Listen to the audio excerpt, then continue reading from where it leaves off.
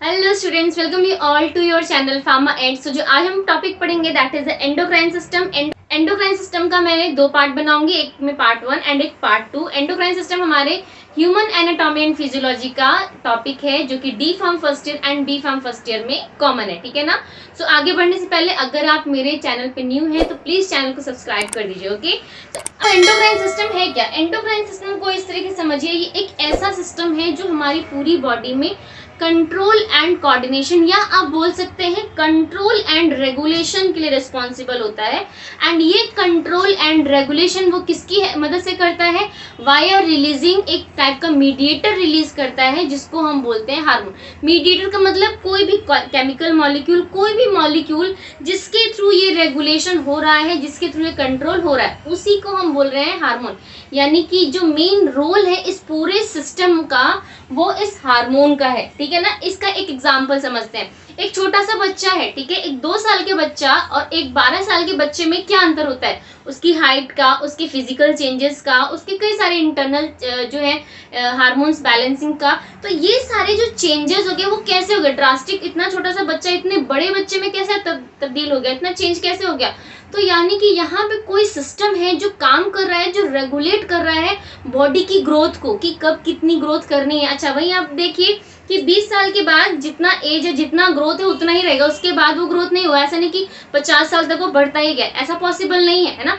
It means कि there some sort of system, एक ऐसा सिस्टम है हमारी बॉडी में जो एक मीडिएटर रिलीज कर रहा है, एक हार्मोन रिलीज कर रहा है, एक केमिकल मॉलिक्यूल रिलीज कर रहा है जिसके थ्रू एक बॉडी में चेंजेस हो रहे हैं, एक ये रेगुलेशन हो रहा है, ठीक है ना। तो यहीं पे रोल आता है हमारे एंडोक्राइन सिस्टम का। ये एक ऐसा सिस्टम है जो हमारी पूरी बॉडी के कंट्रोल एंड रेगुलेशन में हेल्प करता है बाय रिलीजिंग हार्मोन, ठीक है ना। क्या रिलीज करेगा यहाँ पे? हार्मोन। यही यहाँ पे इसका मीडिएटर होता है एंडोक्राइन सिस्टम में, यही मेन रोल होता है, ठीक है ना। अब ये हार्मोन होते क्या है? एक केमिकल मैसेंजर। मैसेंजर का काम क्या होता है? एक इंफॉर्मेशन को एक जगह से रिसीव करना एंड दूसरी जगह पे पहुंचाना, ठीक है ना। इसीलिए हार्मोन को केमिकल मैसेंजर बोला जा रहा है। क्यों बोला जा रहा है? Hormone is a chemical messenger that release in one part of body but regulate the activities of other target cells। यानी कि ये जो हार्मोन है ये एक तरह का ऐसा केमिकल मॉलिक्यूल है जो रिलीज तो होता है एक सेल से लेकिन काम करेगा दूसरी सेल पे, है ना। एग्जांपल में मान लीजिए थायराइड ग्लैंड है, ठीक है, यहाँ पे हमारा थायराइड ग्लैंड पाया जाता है, आप सबको पता ही होगा। अब ये थायराइड ग्लैंड से हार्मोन रिलीज हो रहा है, कौन सा? Thyroxine hormone. लेकिन क्या ये थायरोक्सिन हार्मोन थायराइड ग्लैंड के लिए है? नहीं, ये थायरोक्सिन हार्मोन हमारी पूरी बॉडी की सेल्स के लिए है। यानी कि ये हार्मोन रिलीज कहाँ से हुआ? थायराइड ग्लैंड से, ठीक है, जो यहाँ पे हमारा प्रेजेंट है। अब ये हार्मोन कहाँ जाएगा? पूरी बॉडी की सेल में। यानी कि रिलीज कहाँ से हुआ? ग्लैंड से। एक्ट कहाँ करेगा? पूरी बॉडी के अंदर सेल्स में। सो दैट अब ये क्या है? ये केमिकल मॉलिक्यूल है, समझे ना, जो एक केमिकल मैसेंजर है जो कि रिलीज कहीं और से हो रहा है एंड एक्शन अपना कहीं और देगा। सो दैट हार्मोन की ये डेफिनेशन क्या कह रही है कि hormone is a chemical messenger जो कि that is release in one part of body, जो कि एक बॉडी के पार्ट से रिलीज होता है, but regulate the activities of other target cell. किसी और टारगेट सेल्स पे जाकर के ये अपना फंक्शन देगा या अपना एक्शन देगा, ठीक है ना। इसके एग्जाम्पल देखिए मैंने आप बनाया, जैसे मान लीजिए ये कोई सेल है, ठीक है ना। मान लीजिए मैं यहाँ पे एग्जाम्पल लिखती है, थायराइड ग्लैंड है, ठीक है ना। अब थायराइड ग्लैंड है तो जाहिर सी बात है कि जो हार्मोन रिलीज होगा वो सेल से ही तो होगा, थायराइड सेल से ही तो होगा ना। ग्लैंड इट मीन्स किससे बना है? सेल से, टिश्यू से बना है। तो इट मीन्स बेसिक काम क्या कर रहा है? यानी थायराइड ग्लैंड की सेल काम कर रही है। तो यानी कि वो थायराइड ग्लैंड की सेल है, उसने क्या रिलीज किया? हार्मोन, जिसको हम केमिकल मैसेंजर बोल रहे हैं, ठीक है ना। ये हार्मोन उसने कहाँ रिलीज किया? ब्लड वेसल में, ठीक है। अब देखिए यहाँ पे मैंने बोला कि जो हमारा हार्मोन है ना एक केमिकल मैसेंजर है, ठीक है ना। यानी कि वो रिलीज कहीं और से हो रहा है और अपना एक्शन कहीं और दे रहा है, लेकिन वो जाएगा कैसे? कैसे जाएगा? अब हमें यहाँ से कहीं और अगर जाना है तो हमारे पास एक माध्यम होता है, या तो हम फ्लाइट से जाएंगे या ट्रेन से जाएंगे या बस से जाएंगे, ऑटो से, कोई तो ट्रांसपोर्टिंग मीडियम होगा। सेम वैसे ही ये जो हमारा हार्मोन होता है, जो हमारा केमिकल मैसेंजर है, ये मैसेंजर अपना मैसेज कैसे पहुंचाएगा? Via the transporting system. कोई सिस्टम के थ्रू वो ट्रेवल करेगा एंड देन वहां पे अपना एक्शन देगा, उसे उड़ेगा नहीं बॉडी में। तो वो जो ट्रांसपोर्टिंग सिस्टम है ना वो ब्लड है। हमारी पूरी बॉडी में एक चीज आपको याद रखना है, कोई भी चीज जो ट्रेवल करती है ना, जितने भी हार्मोन्स हैं, न्यूट्रिएंट्स हैं, गैसेस हैं, जितनी भी चीजें हैं, मोस्टली 90% जो चीजें ट्रेवल करती हैं वो हमारे ब्लड से ट्रेवल करती हैं। ब्लड ही एक माध्यम है जो एक चीज को दूसरी जगह ट्रांसफर करता है, वही एक ट्रेवल करता है। बाकी सेल्स तो अपनी अपनी जगह कांस्टेंट रहती हैं, वो ट्रेवल नहीं करेंगी, ठीक है ना।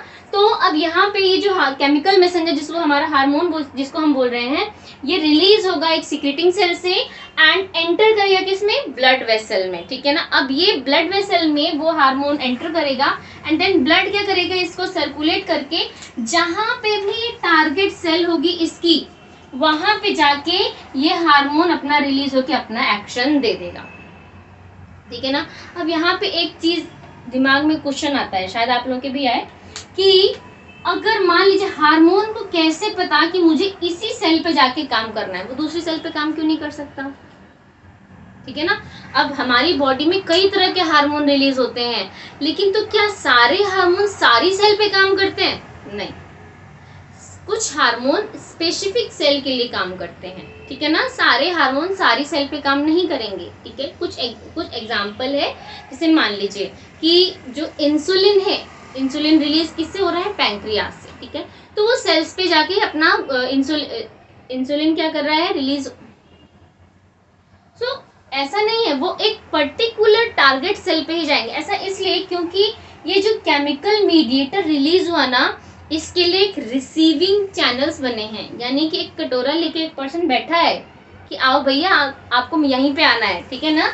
तो ये जो मीडिएटर्स है ना, जो हार्मोन है, ये पर्टिकुलर एक टारगेट सेल पे इसलिए जाते हैं क्योंकि इस मीडिएटर के लिए उस सेल के पास एक रिसीवर्स लगे हैं, एंड अगर किसी और सेल के पास वो रिसीवर्स नहीं होंगे या रिसेप्टर्स नहीं होंगे तो वो हार्मोन उस सेल पे काम नहीं करेगी। सपोज मान लीजिए ये एक सेल है, दो सेल है यहाँ पे, ठीक है ना। इसके पास वो रिसीवर्स हैं इस हार्मोन के लिए और इसके पास नहीं है, तो हार्मोन इसके पास नहीं जाएगा, भाई क्या करने जाएगा, इसके पास तो रिसेप्टर ही नहीं है। अब हम बात करेंगे कि हमारी पूरी बॉडी में एंडोक्राइन यानी कि कौन कौन से ऐसे ग्लैंड्स हैं, जो एंडोक्राइन ग्लैंड्स कौन कौन से हैं, एंड वहां से कौन कौन से हार्मोन्स रिलीज होते हैं, ठीक है ना। तो जैसा कि आप देख सकते हैं यहाँ पे एंडोक्राइन सिस्टम की इमेज लगाई है मैंने। तो डिफरेंट टाइप्स के एंडोक्राइन सिस्टम होते हैं। सबसे पहले होता है हमारा, ऊपर की तरफ आप देख सकते हैं, हाइपोथैलेमस। जो हाइपोथैलेमस आपको दिख रहा है, it is not the part, it is not a type of endocrine gland, but ये हाइपोथैलेमस हमारे एंडोक्राइन ग्लैंड्स को रेगुलेट करता है, एंड ये हाइपोथैलेमस हमारे ब्रेन का पार्ट है, मिड ब्रेन का पार्ट है, ठीक है। इस हाइपोथैलेमस से कनेक्ट होता है पिट्यूटरी ग्लैंड। पिट्यूटरी ग्लैंड क्या है, ये मास्टर ग्लैंड होता है, एंड जितने भी हमारे एंडोक्राइन ग्लैंड्स है ना, इन सब के हार्मोन्स का रेगुलेशन यहाँ पिट्यूटरी ग्लैंड से ही होता है, इसीलिए इसको मास्टर ग्लैंड भी बोलते हैं। एंड इस पिट्यूटरी ग्लैंड को कंट्रोल करता है हाइपोथैलेमस। तो हाइपोथैलेमस एंड पिट्यूटरी ग्लैंड दोनों आपस में कनेक्टेड होते हैं, ठीक है ना, मैं आगे डिस्कस करूंगी वो भी। So pituitary gland is the master gland, ये खुद कोई एंडोक्राइन ग्लैंड नहीं है, ठीक है। एंड फिर आता है हमारा पीनियल ग्लैंड, जो कि ब्रेन में ही बोल सकते हैं कि पाया जाता है। फिर इधर की तरफ आप देख सकते हैं thyroid gland and parathyroid gland. जो हमारा नेक होता है ना, यहाँ पे दो तरह के ग्लैंड्स होते हैं। थायराइड ग्लैंड आगे की तरफ होता है, एंड इसके जस्ट पीछे होता है पैराथायराइड ग्लैंड। जो थायराइड ग्लैंड होता है, इससे हार्मोन रिलीज होता है जिसका नाम होता है थायरॉक्सिन नाम का हार्मोन। एंड जो पैराथायराइड ग्लैंड होता है, इससे जो हार्मोन, ये हार्मोन्स का रेगुलेशन करता है, ठीक है ना। कैल्शियम का रेगुलेशन करेगा, विटामिन डी का रेगुलेशन करेगा। सो इस पैराथायराइड ग्लैंड का मेन काम होता है कि कई सारे जो कैल्शियम है, कि कैल्सिटरॉल है, इस कैल्सिटरॉल एंड कैल्शियम के एब्जॉर्प्शन को रेगुलेट करना, ठीक है ना।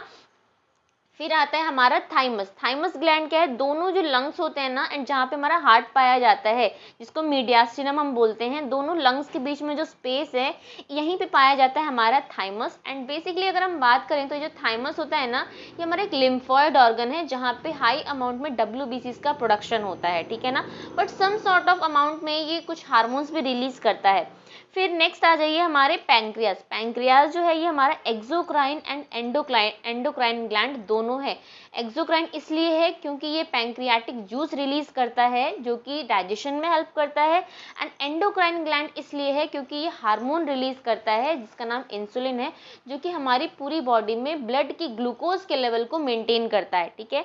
फिर आते हैं हमारे एड्रिनल ग्लैंड। एड्रिनल ग्लैंड आप देख सकते हैं किडनी के ऊपर छोटा सा पाया जाता है, एंड इस एड्रिनल ग्लैंड से रिलीज होता है एड्रिनलिन नाम का हार्मोन, जो कि नेक्स्ट बात करते हैं ओवरी की। ओवरी जो फीमेल में पाई जाती है, इससे रिलीज होते हैं दो तरह के हार्मोन। पहला होता है ऑस्ट्रोजन एंड दूसरा होता है प्रोजेस्टेरॉन। ठीक है, फिर आता है टेस्टिकल्स जो मेल में पाया जाता है। मेल में टेस्टिकल्स में जो हार्मोन पाया जाता है उसका नाम होता है टेस्टोस्टेरॉन, एंड ये आप बोल सकते हैं कि स्पर्म्स के मैच्योरेशन में काफ़ी हेल्पफुल माना जाता है। ठीक है ना। अगर हम बात करें, this is about the different type. ये हमारा क्या है, एंडोक्राइन सिस्टम के डिफरेंट एंडोक्राइन ग्लैंड्स हैं, जिसमें आपको इमेज दिखाई, उसमें मैंने डिस्कस किया है कितने टाइप के एंडोक्राइन सिस्टम होते हैं एंड वो हमारे बॉडी में कहाँ कहाँ लोकेट होते हैं। आपने देखा ही होगा, एक हमारा पाया जाता है किडनी के ऊपर, जिसको हम बोलते हैं एड्रिनल ग्लैंड। एक हमारा पाया जाता है थायराइड ग्लैंड, जो हमारा नेक में पाया जाता है। एक हमारा होता है थाइमस ग्लैंड, जो दोनों लंग्स के बीच में मीडियास्टिनम या चेस्ट में पाया जाता है, जिसको हम बोलते हैं थाइमस ग्लैंड। एक हमारा होता है पैंक्रियास, जो कि स्टमक के जस्ट ऊपर एंड लीवर के पास पाया जाता है, जिससे इंसुलिन रिलीज होता है। तो ये कई सारे हमारे ग्लैंड्स थे। इसके अलावा ओवरी जो है, फीमेल में ओवरी एंड मेल्स में जो है टेस्टिस होता है। ये दोनों एक एंडोक्राइन ग्लैंड है जो हार्मोन रिलीज करता है, यानी कि एक वो हर वो ग्लैंड जो हार्मोन रिलीज करता है वो क्या है, एंडोक्राइन ग्लैंड है। ठीक है ना। लेकिन अब इन सारी ग्लैंड्स को कंट्रोल कौन कर रहा है, that is a pituitary gland. ठीक है ना। अभी पिट्यूटरी ग्लैंड कहाँ पाया जाता है, सपोज मैं अगर यहाँ पे ड्रॉ करूँ, मैंने यहाँ पे मान लीजिए ये ब्रेन का डायग्राम ड्रॉ किया। ठीक है, ये हमारा ब्रेन जो है साइड व्यू, ठीक है ना। इस साइड अगर हम खड़े हैं तो ये साइड व्यू है। ठीक है ना। इस साइड व्यू में यहाँ पे पाया जाता है हमारा हाइपोथैलेमस। हाइपोथैलेमस हमारा मिड ब्रेन का पार्ट है। ठीक है ना। सपोज मान लीजिए मैं अगर इधर खड़ी हूँ तो इधर वाले सेक्शन में इधर हमारा हाइपोथैलेमस है, एंड इस हाइपोथैलेमस से एक पी शेप, मटर का दाना होता है ना, उतना ही शेप का पाया जाता है हमारा एक, बोल सकते हैं, पिट्यूटरी ग्लैंड। ठीक है ना।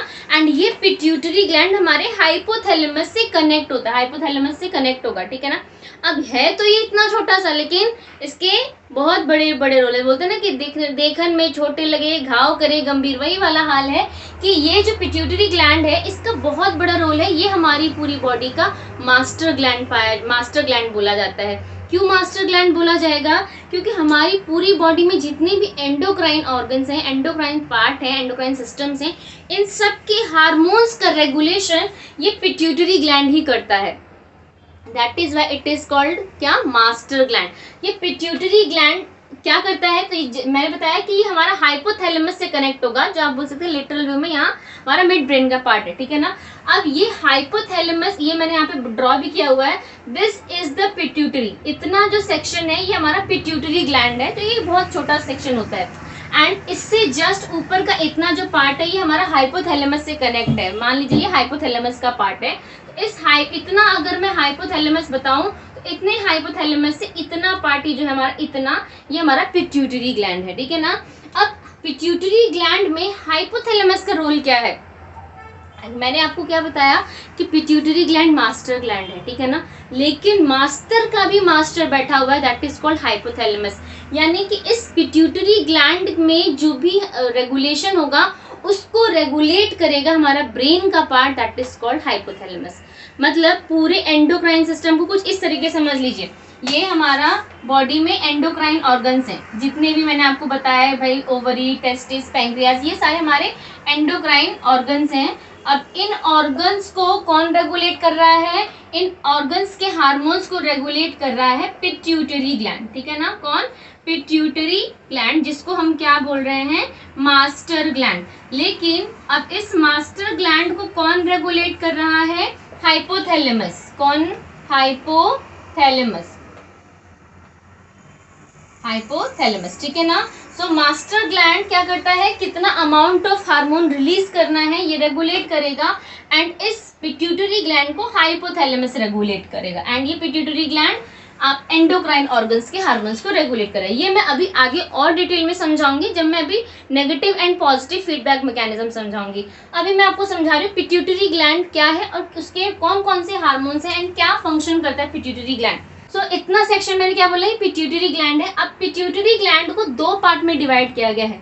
ये वाला जो सेक्शन है जो लार्जर होता है हमेशा, इसको हम बोलते हैं एंटीरियर पिट्यूटरी। एंटीरियर पिट्यूटरी मतलब आगे वाला सेक्शन, यानी कि पिट्यूटरी ग्लैंड का आगे का सेक्शन, एंड इसीलिए इसको हम बोलते हैं एंटीरियर पिट्यूटरी।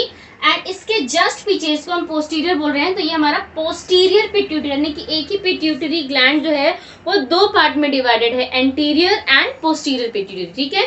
तो anterior pituitary and posterior pituitary.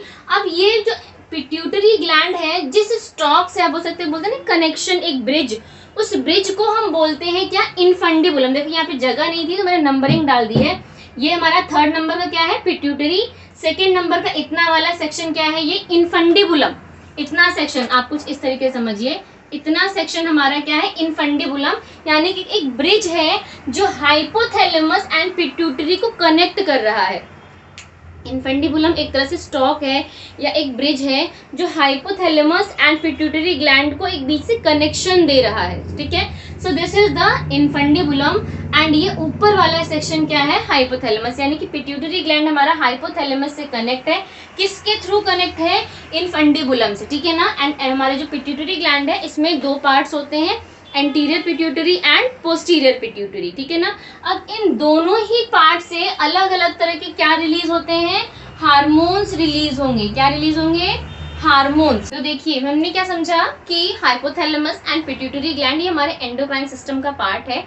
Hypothalamus क्या करता है, पिट्यूटरी ग्लैंड को रेगुलेट करता है, एंड पिट्यूटरी ग्लैंड क्या करता है, जितने भी एंडोक्राइन ग्लैंड्स हैं उनको रेगुलेट करता है, ठीक है ना। तो बात यहाँ पे ये आती है किस तरीके से हाइपोथैलेमस पिट्यूटरी ग्लैंड को रेगुलेट कर रहा है एंड किस तरीके से पिट्यूटरी ग्लैंड अपना फंक्शन कर रहा है, ठीक है ना। जो हाइपोथैलेमस है ये सबसे पहले क्या रिलीज करता है, रिलीजिंग हार्मोन, ठीक है ना। रिलीजिंग हार्मोन क्या करता है, ये पिट्यूटरी ग्लैंड को स्टिमुलेट करता है ताकि ये पिट्यूटरी ग्लैंड हार्मोन रिलीज करे, ठीक है ना। फॉर एग्जाम्पल मैं एक और एग्जाम्पल समझाती हूँ यहाँ पे। सपोज ये क्या है हमारा, ये थायराइड ग्लैंड, ठीक है ना। मैं यहाँ पे कुछ इस तरीके से समझिए, ठीक है ना। ये हमारा क्या है, ये थायराइड ग्लैंड है, ठीक है, ठीक। अब ये जो थायराइड ग्लैंड है, इस थायराइड ग्लैंड से क्या रिलीज होता है, थायरॉक्सिन नाम का हार्मोन, जिसको हम बोलते हैं थायरॉक्सिन, ठीक है। तो अब इस थायरॉक्सिन को कौन स्टिमुलेट करेगा, इस थायरॉक्सिन को इस थायराइड ग्लैंड से कौन रिलीज करवाएगा, तो पिट्यूटरी ग्लैंड। कैसे, पिट्यूटरी ग्लैंड क्या करेगा कि हार्मोन रिलीज करेगा, उस हार्मोन का नाम होगा TSH। TSH मतलब थायराइड स्टिमुलेटिंग हार्मोन। कहाँ से रिलीज हो रहा है, पिट्यूटरी ग्लैंड, यानी कि पिट्यूटरी ग्लैंड ने स्टिमुलेटिंग हार्मोन रिलीज किया, किसके लिए, थायराइड ग्लैंड के लिए। यानी कि अब ये थायराइड ग्लैंड स्टिमुलेट हो गया एंड देन फिर मेन हार्मोन क्या हमारा, थायरॉक्सिन, ये रिलीज हुआ, ठीक है ना। तो पिट्यूटरी ग्लैंड ने थायराइड स्टिमुलेटिंग हार्मोन रिलीज किया, लेकिन पिट्यूटरी ग्लैंड क्या इटसेल्फ अपने आप सिग्नल भेज रहा है, अपने आप थायराइड TSH रिलीज कर रहा है, नहीं। इस पिट्यूटरी ग्लैंड को रेगुलेट कर रहा है क्या, हाइपोथैलेमस, एंड हाइपोथैलेमस बोल रहा है कि भाई पहले तुम हार्मोन रिलीज करो। कैसे, तो इस पिट्यूटरी ग्लैंड को सिग्नल भेज के, कौन सा, रिलीजिंग हार्मोन, जिसको हम बोलते हैं, यहाँ पे हम बोलेंगे thyroid releasing hormone, thyroid releasing hormone, ठीक है ना। यानी कि हाइपोथैलेमस ने एक सिग्नल दिया कि भाई तुम्हें ये थायराइड वाला हार्मोन रिलीज करना है, तब पिट्यूटरी ग्लैंड ने थायराइड स्टिमुलेटिंग हार्मोन रिलीज किया।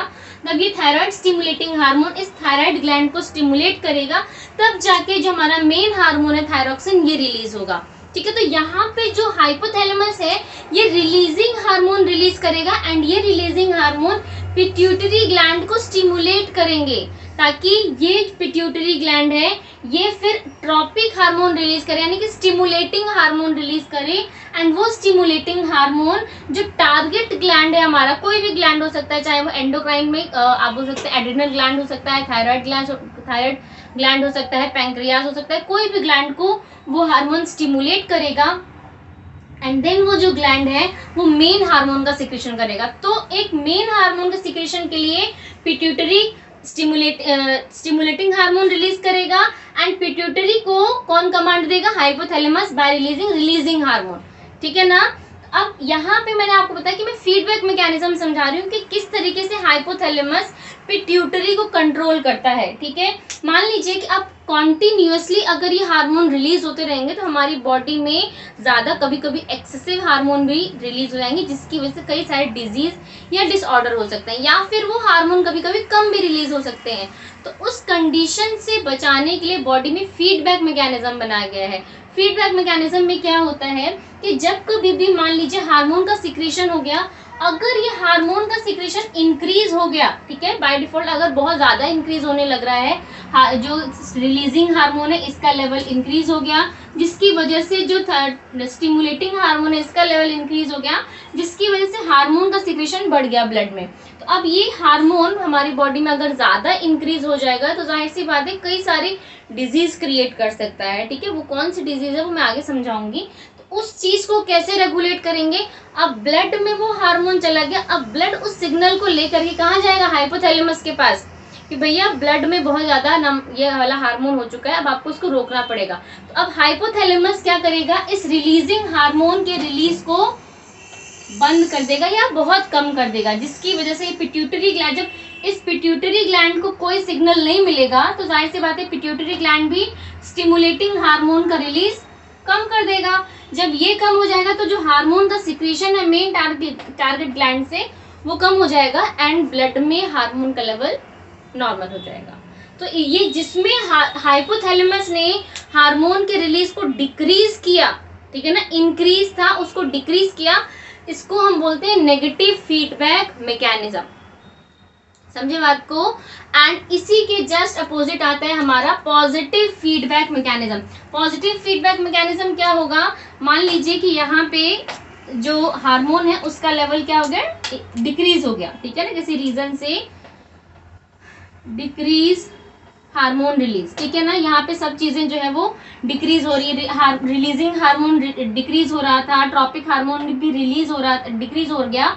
तो अगर ये हार्मोन का लेवल ब्लड में डिक्रीज हो गया तो उस कंडीशन में हाइपोथैलेमस पर फिर से सिग्नल जाएगा ताकि वो रिलीजिंग हार्मोन रिलीज करे, ताकि ज्यादा से ज्यादा हार्मोन को रिलीज करे एंड ये हार्मोन रिलीजिंग हार्मोन बढ़ जाएगा, जिसकी वजह से थायराइड स्टिमुलेटिंग हार्मोन भी बढ़ जाएगा एंड ब्लड में जो डिक्रीज हार्मोन का लेवल है वो इंक्रीज पे आ जाएगा। समझे बात को। So this is the basic about the endocrine system. तो एंडोक्राइन सिस्टम में बेसिकली हमने क्या समझा कि एंडोक्राइन सिस्टम हार्मोन क्या होते हैं, कौन कौन से एंडोक्राइन सिस्टम होते हैं, वो किस किस बॉडी पे लोकेट होते हैं, हमारे पिट्यूटरी ग्लैंड एंड हाइपोथैलेमस का रोल क्या है, फीडबैक मैकेनिज्म क्या होता है and negative feedback positive feedback mechanism क्या होता है। पार्ट 2 जो मैं कल अपलोड करने वाली हूँ उसमें मैं बहुत इंपॉर्टेंट डिस्कशन करूंगी, दैट इज हमारे एंटीरियर एंड पोस्टीरियर पिट्यूटरी से रिलीज होने वाले हार्मोन कौन से हैं एंड उनकी डेफिशिएंसी से कौन कौन सी डिजीज होती हैं, ये बहुत इंपॉर्टेंट पार्ट है। So please watch this video and तब तक के लिए thank you so much for the watching. Please subscribe the channel.